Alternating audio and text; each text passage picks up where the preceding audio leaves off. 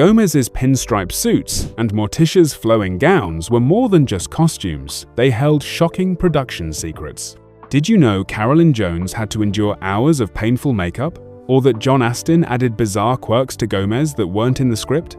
Let's uncover 20 weird facts behind the spooky charm of the Addams family. 20. The family with no name. Before Gomez was Gomez and Morticia was Morticia, they were nobody.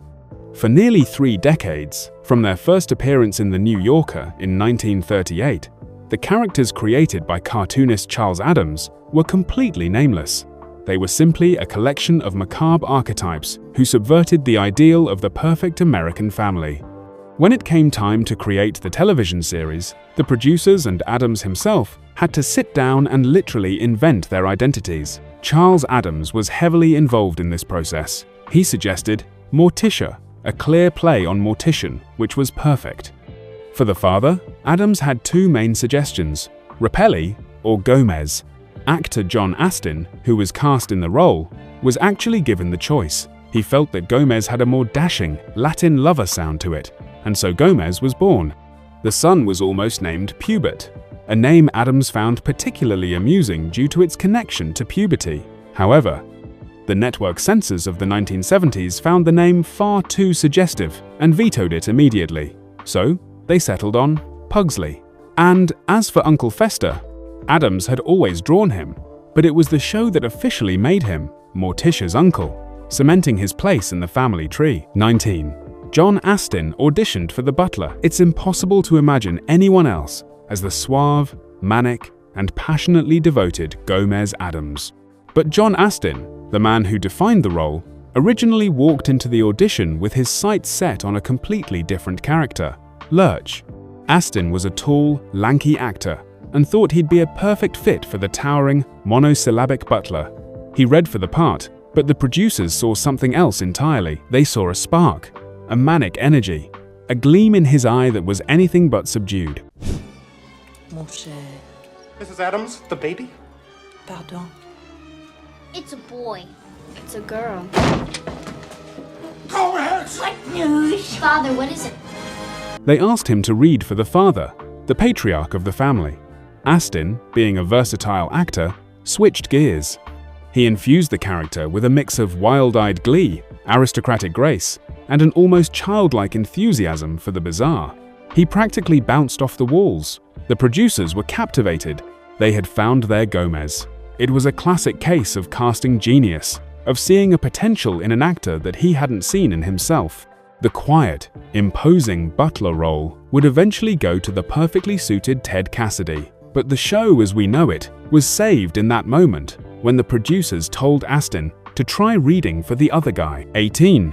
The house was painted pink. The Addams family mansion, with its gloomy archways, creepy artifacts, and perpetually stormy ambiance, is one of the most iconic sets in television history. On our black and white screens, it was a masterpiece of Gothic design, full of deep shadows and stark contrasts. But if you were to walk onto that set in 1964, you would have been in for a psychedelic shock. The set was anything but monochromatic. In fact, it was bursting with color, primarily a loud, vibrant pink. Home cooking! There's nothing like it in the world. May I have the salt? What do we say? Now. This wasn't an aesthetic choice for the benefit of the actors, it was a technical one. In the world of black and white cinematography, certain colors translate into grayscale tones better than others. A set painted in various shades of gray and black can actually look flat and dull on film. To create the rich, textured, and deeply shadowed look the show was famous for, the set designers used a wild palette of pinks, bright reds, and lurid greens. These colors, when filmed in black and white, created a much wider and more dynamic range of gray tones. Morticia's elegant, jet black gown would pop against a wall that, in reality, was the color of bubblegum. It's a fantastic piece of behind-the-scenes magic, a reminder that the gloomy, gothic world we saw was actually a bright, bizarrely colored wonderland. 17. The origin of You Rang? Lurch, the towering butler, was a man of very few words. In the pilot script, his dialogue consisted mostly of non-verbal groans and moans. He was meant to be a silent, Frankenstein-esque presence. During one of the first rehearsals, the script called for Lurch to appear when summoned. On impulse, actor Ted Cassidy, blessed with a naturally deep and resonant bass voice, lowered his tone to a subterranean level and ad-libbed the line, "You rang?"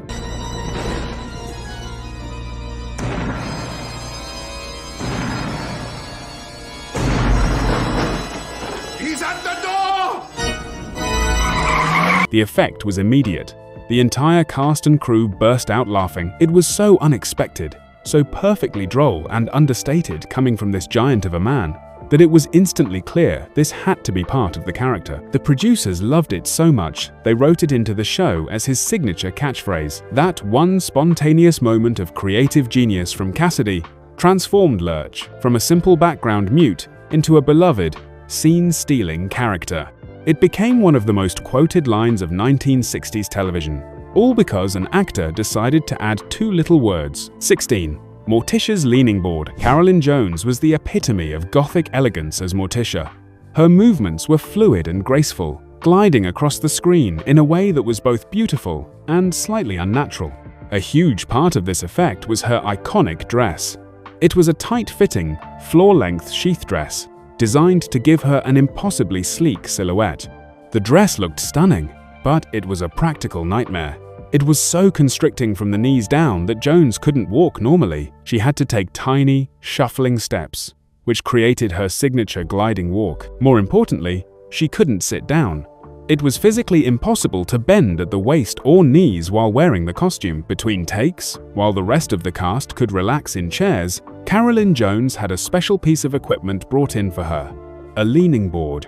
It was a simple wooden board, much like an ironing board, that was propped up at an angle. She would rest against it, half standing, half lying down, to take the weight off her feet without wrinkling or damaging the dress. She would spend hours a day on this board, chatting with the cast and reading her lines, all in the service of maintaining Morticia's perfect, unyielding form. 15. The man and arm behind Thing. What is this? Maman's spécialité de la maison. Oh, Tish. Start with the eyes. Did you sleep well? Like the dead. Really? Who would have thought the Bermuda Triangle? Thing T, Thing, or simply Thing, was a character unlike any other, a disembodied hand that was a helpful and beloved member of the Addams household.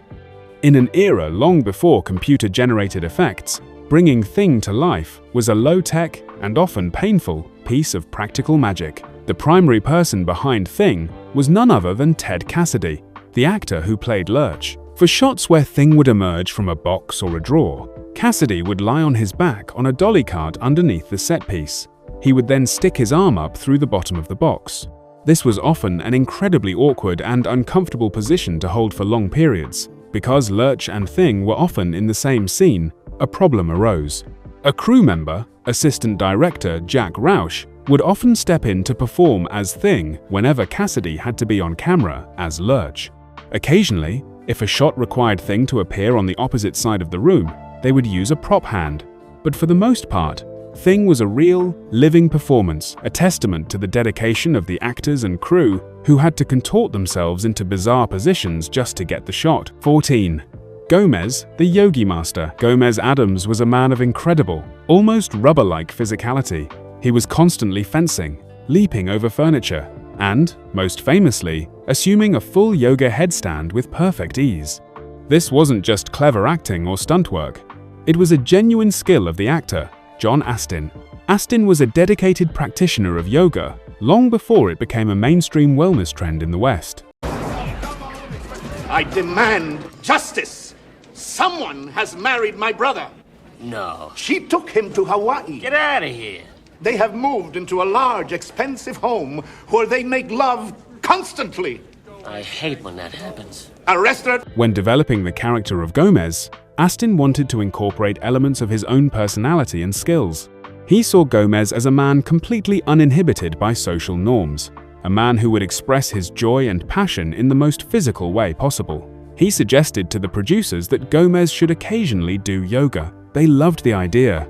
It added another layer of eccentricity to the character.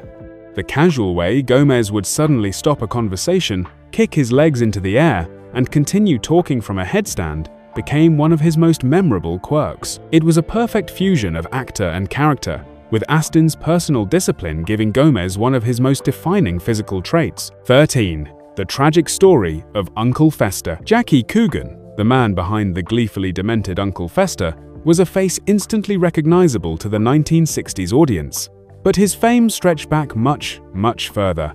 In the 1920s, Jackie Coogan was one of the biggest movie stars in the world. As a child, he starred alongside the legendary Charlie Chaplin in the silent film classic The Kid, 1921. He was Hollywood's first true child superstar, earning millions of dollars, the equivalent of tens of millions today, before he was even a teenager. But his story took a tragic turn.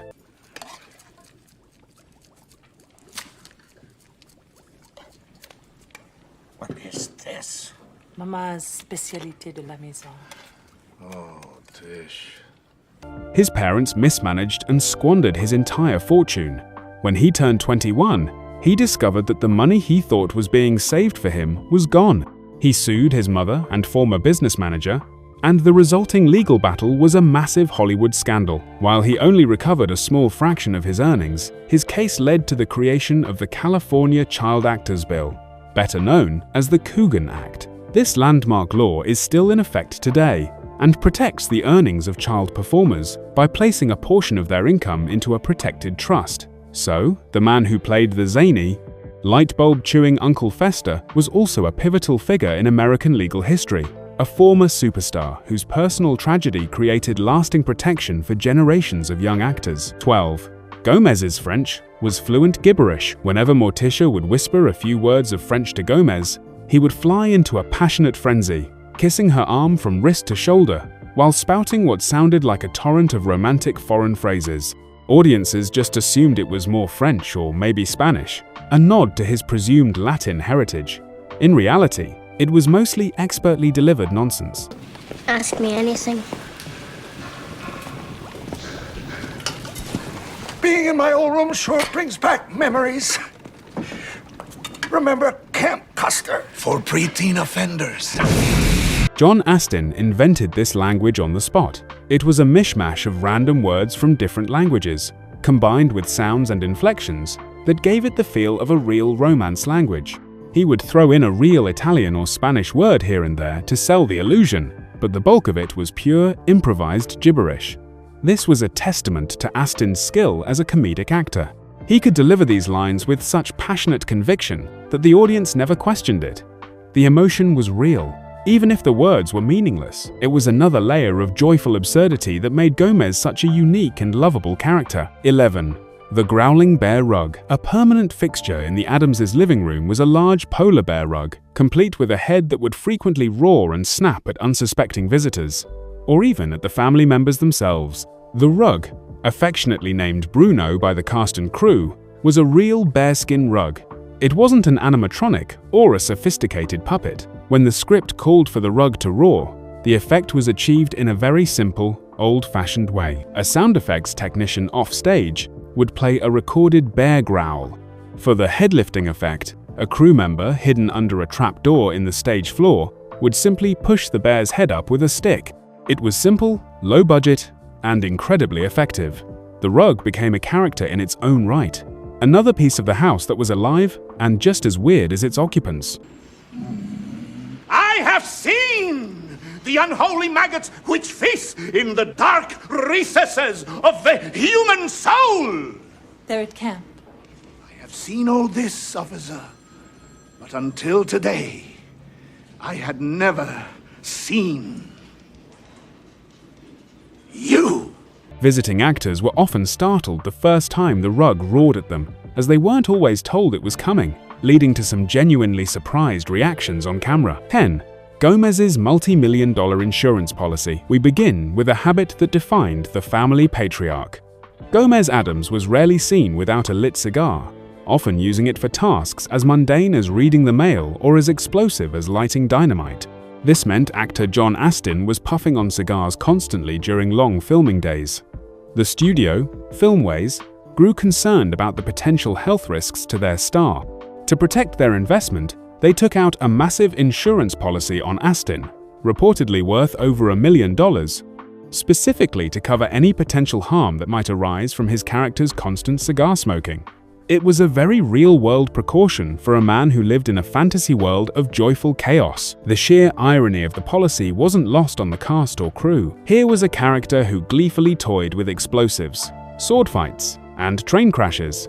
And yet the real danger came from something as ordinary as a cigar. Astin himself later joked that he never imagined his penchant for playing Gomez would turn him into such a high-stakes investment. To make matters even more surreal, the insurance adjusters actually visited the set multiple times to monitor his smoking habits, ensuring there was no excess exposure or unsafe conditions.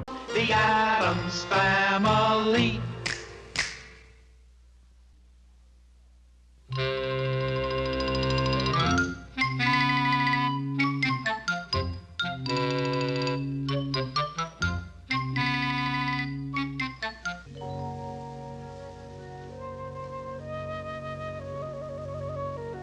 Interestingly, Astin wasn't even a regular cigar smoker before taking on the role. The prop team would sometimes hollow out cigars so they produced less smoke, but he still ended up inhaling more than he ever planned. Despite the studio's fears, Astin remained healthy throughout filming and far beyond, outliving the very era of cigarette and cigar-heavy television culture that sparked such concerns. In the end, the insurance policy became less of a safeguard and more of a quirky footnote. Another example of how the Addams family blurred the line between dark humor and strange reality. 9. Charles Addams's seal of approval. The creator of this macabre world, cartoonist Charles Addams, was not just a name in the credits. He was a frequent and welcome visitor to the set, treated with reverence by the cast and crew. He would walk through the mansion set and offer suggestions for props, pointing out where a bizarre piece of taxidermy or an antique weapon might enhance the atmosphere. The actors consulted with him on character motivations, ensuring their performances stayed true to his original vision. Addams was reportedly delighted with the show, especially with the passionate, loving relationship between Gomez and Morticia, which the series had amplified from his cartoons. In the original New Yorker comics, Addams's characters were unnamed and somewhat ambiguous. More spooky sketches than fully fleshed-out personalities. It was the television adaptation that gave them names, quirks, and depth. Charles Addams initially worried whether the live-action version would dilute his gothic humor, but he quickly grew fond of the way the show embraced a cheerful, loving family dynamic hidden beneath the macabre. In fact, he appreciated that Morticia and Gomez's romance was portrayed with warmth rather than parody, an unusual depiction for sitcom couples of the 1960s. Well, darling, autopsy's a fine game. This is for carving works of art. Well, either I've got tough hair or this knife needs sharpening.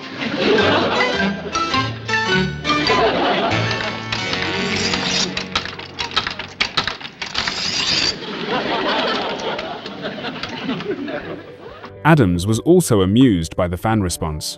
Letters poured into the network, praising the uniqueness of the show, and Addams himself began to feel like a celebrity, recognized in public for the first time. When asked about the series years later, he said it had taken his single-panel jokes and given them a heartbeat, something he hadn't entirely expected, but found immensely satisfying. The seal of approval was more than symbolic. It reassured the production team that they were carrying his vision forward with authenticity, even as they expanded it into something new. 8. Ted Cassidy, the ultimate utility player. At an imposing 6 feet 9 inches, Ted Cassidy was perfect as Lurch, but his contributions went far beyond his height and famous catchphrase. Cassidy was the production's secret weapon. His right hand was the default thing whenever the disembodied hand emerged from its box. On the rare occasions a shot required a full arm to reach out of a trunk or crate, that was also Cassidy. Furthermore, his incredibly deep voice was a sound effects goldmine. If a scene needed a strange off-screen groan or a spooky radio announcement, the sound department would often just call on Ted to provide it. making him an unseen presence throughout the series. Cassidy's work ethic was legendary. He was often the first on set and the last to leave, sometimes remaining in uncomfortable positions for hours just to shoot a few seconds of thing creeping across the desk. Because cameras of the 1960s required larger setups, Cassidy frequently had to contort his body under tables and inside boxes, sweating under the hot studio lights, while making sure only his hand appeared on screen. Crew members marveled at his patience.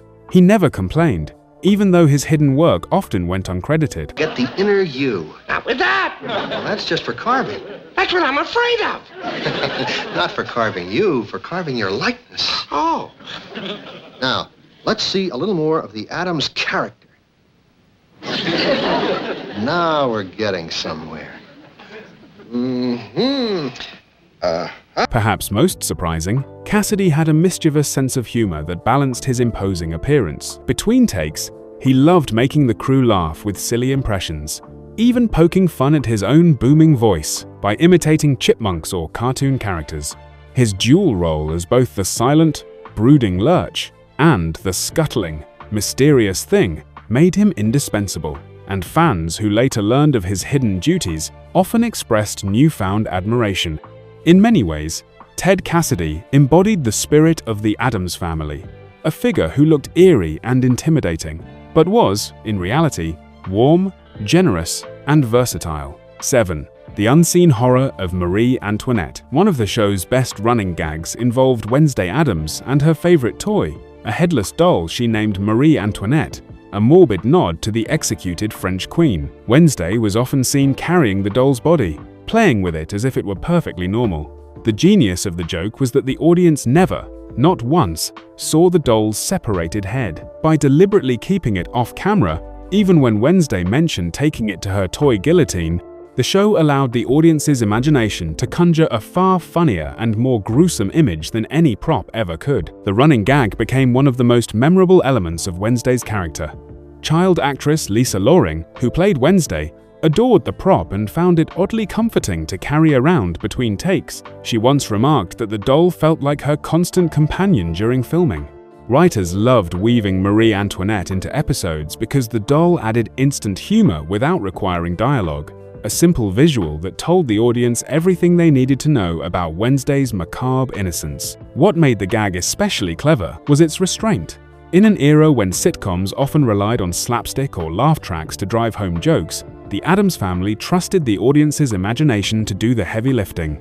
Viewers filled in the unseen horror themselves, and because it was never revealed, it stayed fresh and funny across multiple seasons. Even decades later, Marie Antoinette remains an iconic piece of television history. Modern reboots and adaptations of the Addams family have paid homage to the headless doll, but none quite captured the same effect as the original, proof that sometimes the scariest and funniest things are the ones we never actually see. 6. Morticia's meticulous beauty routine. Other passions hostage! I seek justice? Denied? I shall not submit. I shall conquer. I shall rise. My name is Gomez Addams, and I have seen evil.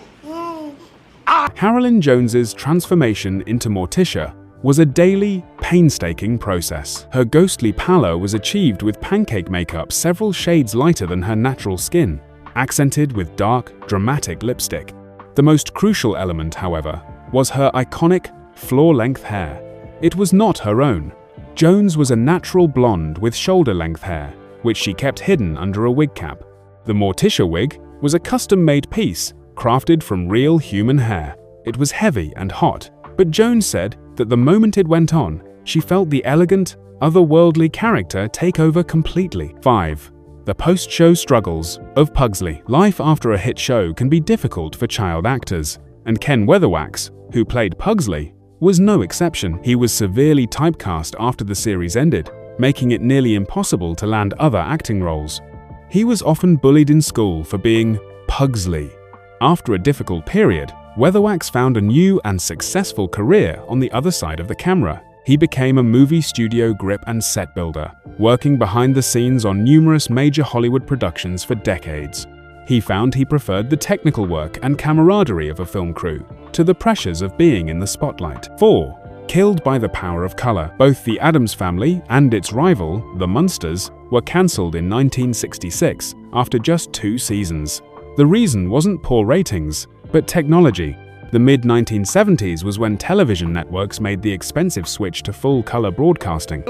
Who? Debbie, my brother's wife, the temptress of Waikiki. Who are you? What are you? Who moved the rock? Officer, you must issue a subpoena. I believe they own Gomez, no. a Buick. Just leave. Leave quietly. Leave now.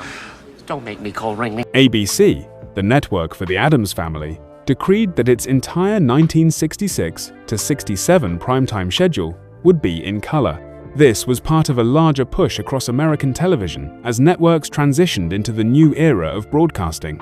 Color programming was not only seen as more modern, but also as a competitive necessity against rival networks. However, the show's producers felt strongly that the gothic atmosphere and shadowy aesthetic of the Addams Family were intrinsically tied to the stark contrasts of black and white cinematography. The show's humor thrived on its moody settings, and the macabre charm would, in their eyes, lose its impact if bathed in vibrant hues. The Addams' mansion, filled with cobwebs, mounted animal heads, and oddities, looked darkly enchanting in black and white, but the producers worried that in color it would appear garish, more like a funhouse than a spooky estate. Makeup, costumes, and props had all been designed with black and white filming in mind. For example, Morticia's dark dress and Gomez's pinstripe suit carried a stylish elegance on monochrome film that would not translate the same way under bright lighting. His wife striving to make herself even more beautiful. Lionel Barker was not an old suitor. He's just a childhood friend. Yet, when you got his letter, your eyes lit up like candles in a cave. You need be jealous of no one. I've been yours since that first day you carved my initials in your leg. And I have been yours since the day I first saw you riding side saddle on a buffalo. Querido. Querida. When ABC insisted that every primetime series make the jump to color without exception, the producers stood firm in their belief that the show's integrity would be compromised. Their refusal clashed directly with the network's vision of modernization. Neither side budged, and ultimately, rather than alter the show's atmosphere, the Addams Family was cancelled after 2 seasons. Though short-lived, the series left behind a unique legacy, cementing its place in pop culture as an example of creative conviction winning out over commercial demands, even at the cost of survival. 3. Cousin It was a last-minute invention. While nearly every other member of the Addams household originated from Charles Addams's original New Yorker cartoons, the bizarre and unforgettable Cousin It was not one of them. The character was created specifically for the television show. Born out of a last-minute stroke of inspiration, network producer David Levy pitched the idea during a meeting, suggesting a character who was essentially just a walking pile of hair topped with a bowler hat and sunglasses. To make the creation even stranger, Levy imagined the character communicating in rapid, squeaky gibberish that only the Addams Family members seemed to understand. Actor Felix Siller, a circus performer and stuntman standing just under 4 feet tall, was cast to play Cousin It. Siller brought an uncanny liveliness to the role, shuffling and gesturing in ways that gave the hair-covered figure surprising charm.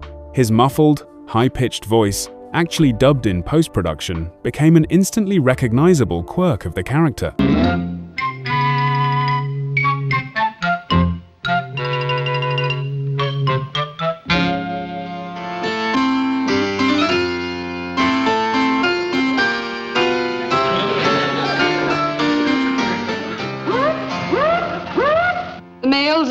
The original costume was made from real human hair, which gave it an authentic, flowing texture.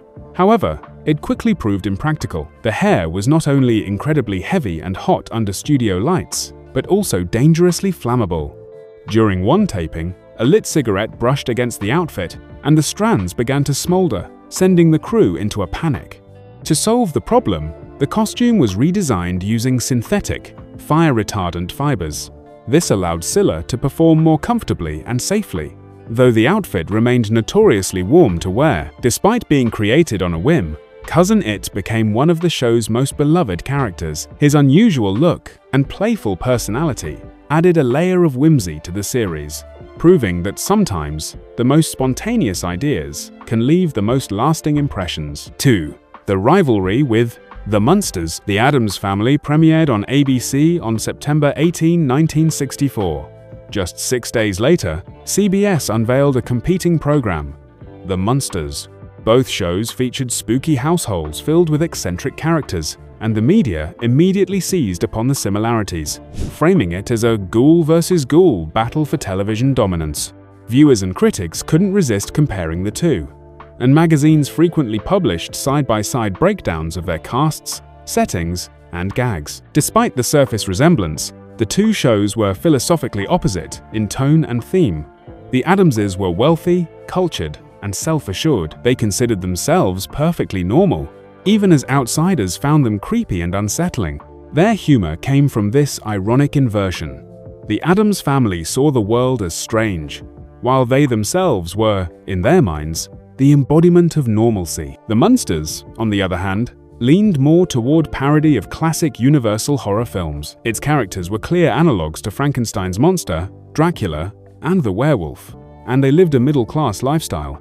Instead of being aristocratic outsiders, the Munsters were essentially an all-American family who happened to look monstrous. Their humor often revolved around being misunderstood by neighbors or trying to fit into suburban society. This fundamental difference meant the two series, though superficially alike, had distinct identities. Still, the rivalry was inescapable. Both shows aired during the same television season, competing for similar audiences, and their runs were relatively brief. Yet in the decades since, both the Addams Family and the Munsters have endured as cult favorites, each representing a different angle on the idea of horror comedy on television. Their simultaneous existence in the mid-1960s created a unique cultural moment, proving that American audiences had an appetite for spooky laughs alongside their primetime dramas and sitcoms.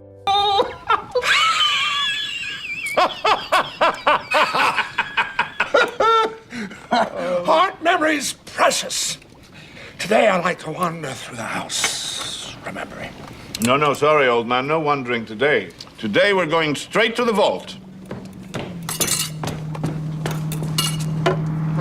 The Munsters were blue-collar monsters who knew they were different and just wanted to fit in. For most of their run, the Munsters had slightly better ratings due to its broader, more slapstick humor. But history has arguably favored the sly, subversive wit of the Addams Family. 1. The Fight for the Finger Snaps. That iconic theme song almost lacked its most famous element. Composer Vic Mizzy presented his theme, but the producers hated the two finger snaps, thinking they were silly. Mizzy insisted the snaps were the hook that would make it a hit. To prove his point, during a tense boardroom meeting, he stood up and taught all the skeptical executives how to do the snap rhythm. He got the whole room snapping along, and they were finally convinced. Mizzy also made a brilliant business move by retaining the song's publishing rights, meaning those two little snaps he fought for made him a fortune over the decades. What makes this story more remarkable is how simple the musical structure of the song really is. Mizzy didn't rely on a grand orchestral arrangement or complex harmonies. He kept the melody playful, quirky, and instantly recognizable. The finger snaps acted almost like a character in themselves, punctuating the theme with a sense of attitude and mischief that perfectly matched the show's offbeat family. Ask Lionel to be our house guest? Not at all. I want him to see what a lovely home we have. Would you like to see what I've done with the guest room? Delighted, though it may give me a twinge.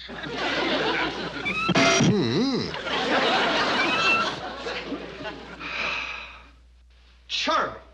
It was a lesson in the power of minimalism, showing that sometimes the smallest detail becomes the most enduring. Audiences instantly latched onto the tune, and it became one of those rare pieces of television music that transcended the screen to become a cultural phenomenon.